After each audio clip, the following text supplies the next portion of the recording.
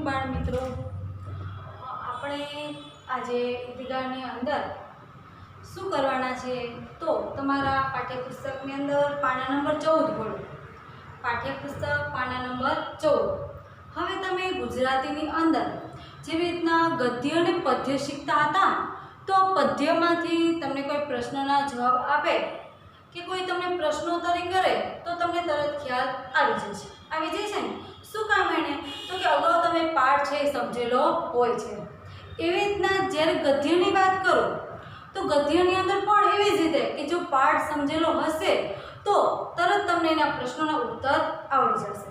હા, હવે એક બીજી નવી વાત કે આપણે ગુજરાતીની અંદર ગદ્ય અને પદ્ય, ગદ્ય એટલે પાઠ અને પદ્ય એટલે કાવ્ય. તમે વ્યાકરણની અંદર ગદ્યાર્થ ગ્રહણ, પદ્યાર્થ ગ્રહણ આવું તમે શીખી ગયા છો ને. તો આ ગદ્યાર્થ ગ્રહણ એટલે શું? તો તમે ગદ્યાર્થ ગ્રહણ વિશે તો જાણો જ છો, છતાંય હું કહું કે ગદ્યાર્થ ગ્રહણની અંદર એક સરસ મજાનો પેરેગ્રાફ આપેલો હોય. આ પેરેગ્રાફની અંદર આ પેરેગ્રાફમાંથી જ તમને થોડાક પ્રશ્નોના જવાબ છે સો એ તમને પ્રશ્નો આપેલા હોય છે અને તમારે જવાબ છે આની અંદરથી શોધવાના હોય છે. અને હા, નીચે એક એવું કીધેલું હોય પ્રશ્નમાં કે આ ઉપરના ગદ્યાર્થ ગ્રહણનું શીર્ષક શું થાય અથવા તો કે શું આવે, કે તમારી જાતે તમે આ ગદ્યાર્થ વાંચો છો, આ પેરેગ્રાફ વાંચો છો તો તમે એમાંથી જે શીખ મળે છે એના વિશે તમે ટૂંકું એવું શીર્ષક છે તમે આપો. આવું તમને ગદ્યાર્થ ગ્રહણ વિશેની ખબર છે. હવે આજે આપણે હિન્દીની અંદર ગદ્યાર્થ ગ્રહણ વિશે થોડીક વાતો કરીએ. તો આપણે પાઠ બીજો ભણીએ એની અંદર જ તમને પાના નંબર 14 ઉપર એક પરિચ્છેદ એટલે શું થાય તો કે એક પેરેગ્રાફ આપેલો છે. નીચે તમને 6 પ્રશ્નો આપેલા છે જેના આપણે આજે ઉત્તર તૈયાર કરવાના છે. તો પહેલા પેરેગ્રાફ તો વાંચવો જ પડશે. જો हमारे इतिहास और पुराणों में परोपकार के अनेक उदाहरण मिलते हैं. परोपकार આપણે બીજા ઉપર જે કંઈ શું કહેવાય તો કે સરસ મજાનો જે દયાભાવ રાખીએ, બીજાની દયા ખાય, કોઈ તમે એવું સારું એવું કામ કરો, પોતાનું નહીં પણ બીજાનું, બરાબર છે. પરોપકારનો મહિમા કદાચ તમે સુભાષિતની અંદર શીખી ગયા છો, ધોરણ 6 ની અંદર परोपकार महिमा. दधीची ने मानव कल्याण तथा असुरों के संहार के लिए अपना शरीर त्याग दिया. दधीती ऋषि હતા. दधीती કોણ હતા? એક ઋષિ હતા. આ ઋષિની જે વાત છે એ કરેલી છે. કે ઋષિએ પરોપકારના એવા ઉદાહરણો છે જે આપણને આજે એમાંથી કંઈક શીખ મળે છે, કંઈક જાણવા મળે છે. તો એક છે દધીચી ઋષિ કે જેણે માનવના કલ્યાણ માટે, માનવના સારા માટે શું તો પોતે અસુરનો સંહાર, અસુર એટલે શું થાય તો કે રાક્ષસ, એની સાથે લડતા પોતાનું શરીર છે એ છોડી દે છે, ત્યાગી દે છે. राजा शिबी ने पंडुक के प्राण की रक्षा के लिए अंग दान दिए. याद रखना है, महर्षि दयानंद ने विष मिलाकर प्राण देने वाले अपने रसोइया जगन्नाथ के प्राणों की रक्षा धन देकर की. महर्षि दयानंद सरस्वतीનો જન્મ મોરબીની અંદર થયેલો. મોરબી પાસે જે ટંકાર આવેલું છે ને ત્યાં આગળ. એટલે આવા 3 ઋષિઓ, 3 વ્યક્તિના નામ, એક છે રાજા, બીજા છે મહર્ષિ દયાનંદ અને ત્રીજા નંબર ઉપર મહર્ષિ દધીચી ઋષિ. આ 3 આપણે ઉદાહરણ છે એ આપેલા છે. હવે આગળ, वर्तमान में भी अनेक सामाजिक संस्थाएं परोपकार के लिए अपना धन और समय भारतीय समाज को दे रही है. वर्तमान समय એટલે કે હાલનો સમય. અત્યારના સમયની અંદર પણ ઘણા બધા એવા પરોપકારી વ્યક્તિઓ પડેલા છે કે જે પોતે છૂટા હાથે દાન કરે છે.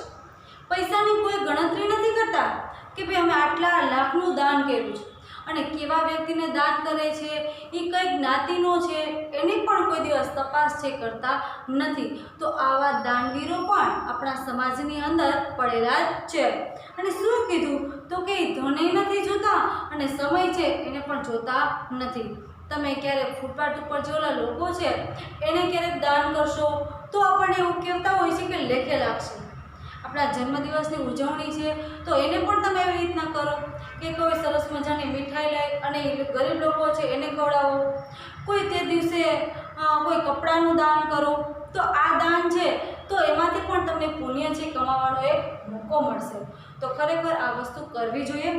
આપણને એમ કહે છે કે અત્યારના સમયની અંદર જે સામાજિક સંસ્થાઓ છે એ પણ ધન અને સમય છે એ समाज को दे रही है.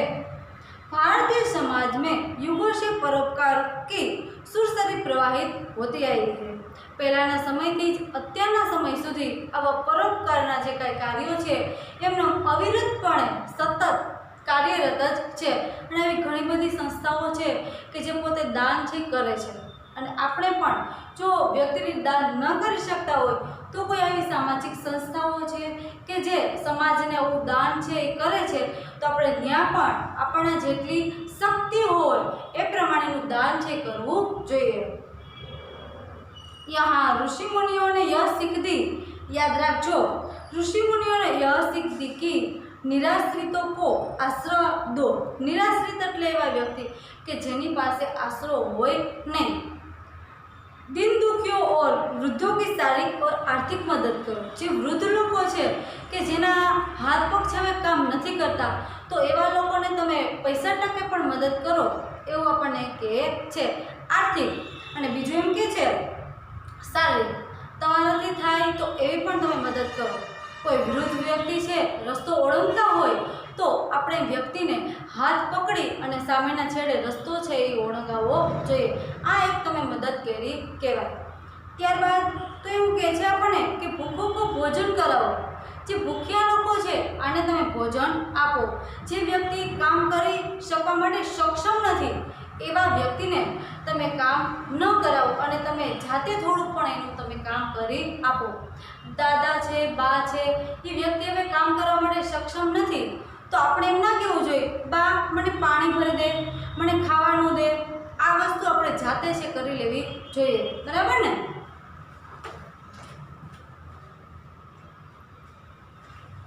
આગળ, विद्वान हो तो विद्वा का प्रचार कर समाज का उद्धार करो. यहाँ सदा सबकी भलाई में ही अपना भलाई मनाई जाती है. શું કહે છે કે બીજાના સુખમાં સુખ અને બીજાના દુઃખમાં દુઃખ. ભલે એટલે સારું કામ. તમે જો સારું કામ કરશો તો તમને લોકો સારા કહેશે. આપણે ક્યાંય આગળ જાહેરાત કરવાની પણ જરૂર પડશે નહીં. જેવી રીતે જ રવિશંકર મહારાજે દીન દુખિયાની મદદ કરી અને એક મુખ્યવક્ત તરીકે આ સમાજની અંદર ઓળખાય છે. આવા રવિશંકર મહારાજ પાસેથી પણ આપણે કંઈક શીખવું જોઈએ.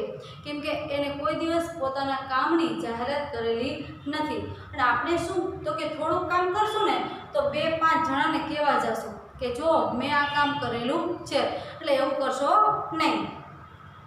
संसार के सभी धर्मों का मूल परोपकार है. बधाई धर्मों साथ, बधाई धर्म એટલે કે હિન્દુ, મુસ્લિમ, ખ્રિસ્તી, પારસી, જૈન, બૌદ્ધ આદિ આ બધા ધર્મોનો સાર શું તો કે છેલ્લે પરોપકાર જ છે. किसी भी संत महात्मा ने इसके बिना मनुष्य जीवन को सार्थक नहीं माना. શું કીધું કે એના વિના મનુષ્યનું જીવન સાર્થક છે ગણાશે નહીં. लोग परोपकार के लिए ही औषधालय, गौशालाएं और धर्मशालाएं बनवाते हैं. લોકો પરોપકાર માટે ધર્મશાળા છે કે જે કોઈ એવા ધાર્મિક સ્થળોએ કોઈ અલગ અલગ જ્ઞાતિની તમે જોઈ હશે કે કોઈ પવિત્ર જગ્યા છે. ધારો કે આપણે દ્વારકા લઈએ, સોમનાથ લઈએ, આમ બીજી આગળ વાત કરું તો તમે હરિદ્વાર જાઓ તો ત્યાં અલગ અલગ જ્ઞાતિ વાઇઝ અલગ અલગ એવી રીતના સમાજો છે એ બનાવેલા છે. એટલે શું કીધું તો કે ધર્મશાળા. લોકો છે ત્યાં પોતાની જ જ્ઞાતિના લોકો છે ત્યાં રોકાય. આવી ધર્મશાળા છે, ગૌશાળા કે જ્યાં આપણે આગળ ગાય છે એને આપણે રાખતા હોય છે, આવી ગૌશાળા, અને બીજું કીધું છે ઔષધાલય, કે જ્યાંથી આપણને દવાઓ છે એ સસ્તા પ્રમાણની અંદર આપણને મળી રહે. આવું ઔષધાલય, ગૌશાળા અને ધર્મશાળા, આ ત્રણે નામ યાદ રાખજો कि सभी अपनी सामर्थ्य और शक्ति के अनुसार परोपकार करते हैं तो समाज एवं देश की उन्नति होती रहेगी. देश की उन्नति આગળ જવું, ઉન્નતિનો અર્થ શું થાય તો કે આગળ જવું. આવી રીતના જો તમે સેવાનું કામ કરો તો આપણો દેશ, આપણો સમાજ ખૂબ જ આગળ વધશે, આપણે પ્રગતિના પંથ ઉપર આપણે પહોંચી શકીએ. એટલે તો કોણ હતા તો કે જે આપણે 5 સપ્ટેમ્બરે જે વ્યક્તિને આપણે ઉજવણી કરીએ છીએ જન્મદિવસની, આવા વ્યક્તિએ જ ડૉક્ટર રાધાકૃષ્ણ સર્વપલ્લી એને શું કીધેલું તો કે વસુધૈવ કુટુંબકમ, આખું વિશ્વ છે એ એક કુટુંબ છે. યાદ રાખવાનું, વસુધૈવ કુટુંબકી કી ભાવના ફેલેંગી એટલે તો કે બધાના મન ઉપર એક જ વિચાર આવશે, શું તો કે આ વિશ્વ છે એ એક કુટુંબ જ છે. આપણે મારું તારું નહીં, પણ આ જે ભાઈ છે એ મારી જ જ્ઞાતિનો ન હોય તો કાંઈ નહીં, પણ મારા દેશનો તો ભાઈ છે ને, મારા દુનિયાનો કોઈ પણ છેડાનો છે તો મારો ભાઈ ને. આવી એક ભાઈચારાની ભાવના છે એ આપણે રાખવી જોઈએ. चलो प्रश्न बात करे छे कि ऐतिहासिक ग्रंथों में परोपकार के कौन कौन से उदाहरण मिलते हैं. तो अपने 3 उदाहरणों आपेला था. आ 3 उदाहरणों पहली 3 लाइन है, पहली 3 लाइन एनी अंदर तमने जवाब मळशे. आ प्रश्नનો जवाब તમારે લખવાના છે તમારી બુકની અંદર, જે તમે હિન્દીના શબ્દાર્થ ને બધું લખો છો એની અંદર આ ગદ્યાર્થ ગ્રહણ લખજો, કેમ કે આ પેપરની અંદર પણ પૂછાઈ શકે.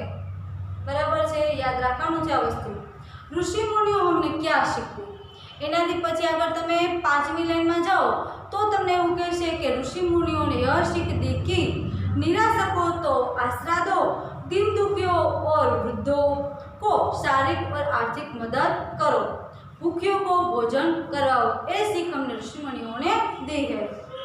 देश एवं समाज की उन्नति के लिए हम क्या करेंगे तो તમને અહીંથી આપેલું હશે જો કે ધર્મશાળા છે, હે આ બધું દેશના આગળ વધવા માટે આપણને કરવાનું કહે છે કે તમે ધર્મશાળા છે, ગૌશાળા છે અને ઔષધાલય છે बनवाड़ाओ.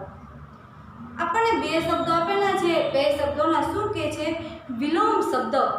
હા, હું તમને વાત કરીશ કે વિલોમ શબ્દ એટલે એને વિરુદ્ધાર્થી શબ્દો કહેવાય. શું કહેવાય એને વિરુદ્ધાર્થી શબ્દો? ઘણી વખત મને યાદ છે ત્યાં સુધી તમારી જે પેલી વર્કશીટ છે આની અંદર વિલોમ શબ્દ આપેલું હતું નામ, તો આપણે લખેલું નથી, કેમ કે આપણને ખબર છે કે ભાઈ આકાશ તો ધરતી જ થાય ને, ધરતી જમીન થાય તો આપણે તો શું લખ્યું તો કે આકાશ તો નભ ગગન, આવા શબ્દો લખેલા છે. તો મિત્રો થોડુંક વિચારો અને વ્યવસ્થિત સારા અક્ષરે ચેકચાક કર્યા વિના લખો, જેથી કરીને આપણી એક છાપ છે સારી છે. આપણને 2 વિલોમ શબ્દ આપેલા છે, આશ્રિત અને બીજું છે અવનતિ. અવનતિ છે. આશ્રિતનો અર્થ શું થશે તો કે અનાશ્રિત, અને અવનતિનો અર્થ થશે ઉન્નતિ. ઉન્નતિ એટલે આગળ વધવું, જ્યારે અધોગતિ આપણે કહીએ ને એ. परिच्छेद के आधार पर अपने साथियों के पूछे गए 3 प्रश्न बताइए. તમારે આ પેરેગ્રાફમાંથી ને 3 પ્રશ્નો જાતે બનાવવાના છે અને તમારા મિત્રોને કહેવાના છે. તો હું તમને એકાદો પ્રશ્ન કહી દઉં કે સભી ધર્મો का मूल सार क्या है. પછી આપણે એવું પણ કહી શકીએ કે ભારતીય સમાજને યુગો से क्या प्रभावित होती है. एक प्रश्न આપણે એ પણ કરી શકીએ કે परोपकार की महिमा, परोपकार के लिए लोग क्या क्या करेंगे. परोपकार છે આના માટે થઈને લોકો શું શું કરે, શું શું વસ્તુ કરી શકે છે. इस परिच्छेद को उचित शीर्षक दीजिए. આ પરિચ્છેદ એટલે કે જે તમે પેરેગ્રાફ વાંચ્યો છે, સમજ્યા છો, પ્રશ્નોના જવાબ છે એ તમને ખબર પડી ગઈ છે. તો આની અંદર મોટા ભાગનો એક જ શબ્દ છે સમાન આવે છે. કયો શબ્દ છે તો કે પરોપકાર. तो આપણે એવું શીર્ષક આપી શકીએ શું તો કે પરોપકાર की महिमा. શું આપી શકીએ? પરોપકાર की महिमा. चलो हवे આપણે એવું કહે છે कि तुम भी हामिद की तरह किसी न किसी मेले में गए होंगे। हाँ, તમને એમ કહે છે કે તમે પણ હામિદની જેમ કોઈ પણ મેળાની અંદર ગયા છો। वहाँ तुमने क्या क्या खरीदा और क्यों? તમે એ મેળામાંથી કઈ કઈ વસ્તુઓ ખરીદો છો, લો છો અને શું કામ લ્યો છો એનું કારણ તમારે કહેવાનું છે। यदि तुमने मेले में से अपनी दादी के लिए जो कुछ खरीदा हो तो क्या खरीदोगे और क्यों? તમારે એવું કહેવાનું છે કે તમે તમારા દાદી માટે શું વસ્તુ લ્યો છો એ તમારે કહેવાનું છે। આગળ સ્વાધ્યાયના પ્રશ્નો લગભગ તો આપણે 3 જોઈ લીધા હશે, છતાં એક વખત રિપીટ કરી દઉં કે रोजे के दिन मुसलमान क्या करते हैं। तो सूर्योदय से सूर्यास्त तक कुछ न खाने पीने के लिए उपवास, જેને આપણે કહીએ છીએ રોજા। આ રોજા છે આ મુસલમાન લોકો को लिए एक मजहबी फर्ज है। આપણે જેવી રીતના ફરજની અંદર આવતું હોય એવું કોક કામ કરીએ છીએ તો આ લોકો જે પોતાના ધર્મને ધ્યાનમાં રાખી અને રોજા છે એટલે કે ઉપવાસ છે એ કરે છે। रमजान के दिन मुसलमान लोग कहाँ जाते हैं? आवड़े छे तमने बधाईने? कहाँ? तो कि हाँ, नमाज पढ़ने के लिए ईदगाह। આપણે આખી વાક્ય રચના લખવાની કે रमजान के दिन मुसलमान लोग नमाज पढ़ने के लिए ईदगाह जाते हैं। दुकानों में कौन कौन से खिलौने मिलते हैं? आवड़े छे तमने? तो આપણે લખીએ कि दुकानों में गुजरिया, वकील, धोबी, भिस्ती, वकील, राजा, सिपाही, गुजरिया आदि अनेक खिलौने मिलते हैं। चलो प्रश्न नंबर છે તમારો સ્વાધ્યાયનો બીજો। તમને એવું કીધું છે કે पेंसिल में लिखित शब्दों के समानार्थी और विरुद्धार्थी शब्द लिखिए। तो આપણે લખીએ શબ્દ છે, પહેલા આપણે સમાનાર્થી શબ્દ જોયા છે। શું કીધેલું છે? સમાનાર્થી શબ્દની અંદર શીતળ, એક જ શબ્દ છે એના બે અર્થ, પહેલો સમાનાર્થી, બીજો છે વિરુદ્ધાર્થી શબ્દ। તો સમાનાર્થી શબ્દની અંદર શીતળ એટલે થાય ઠંડા અને વિરુદ્ધાર્થીમાં શીતળ એટલે થાય ઉષ્ણ। પણ આપણને સહેલું પડે એટલા માટે પહેલા બધાય સમાનાર્થી શબ્દો શીખી લઈએ અને ત્યારબાદ બધાય વિરુદ્ધાર્થી શબ્દ શીખીએ। ચલો पहला शब्द है शीतल। शीतल का अर्थ ठंडा, प्रसन्न का अर्थ खुश, गरीब गरीब गरीब એટલે दिन, जो दिन रशा हशे तो શું થઈ જશે? દિવસ। अंधकार अंधेरा, स्नेह प्रेम, पुरानी या प्राचीन। पुरानी का अर्थ क्या होता है? प्राचीन। शीतल का अर्थ ठंडा, प्रसन्न, खुश, गरीब, दिन, अंधकार अंधेरा, स्नेह प्रेम, पुरानी प्राचीन। अब विरुद्धार्थी शब्द देखिए। विरुद्धार्थी शब्द में पहला शीतल उष्ण। शीतल यानी ठंडा, उसका विरुद्ध क्या शब्द बनता है? उष्ण। प्रसन्न तो खिन। खिन का अर्थ गुजराती में दुखी होता है। गरीब तो उसका अमीर, ये तमे गुजराती में भणो ज छो। अंधकार, अंधकार यानी प्रकाश। स्नेह तो घृणा नफरत। पुरानी या नहीं, नहीं तो पुरानी।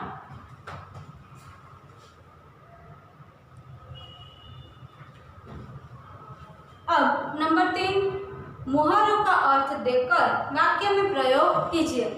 તમારે રૂઢિપ્રયોગનું કોઈ પણ વાક્ય તમે લખો તો ચાલે ખરા।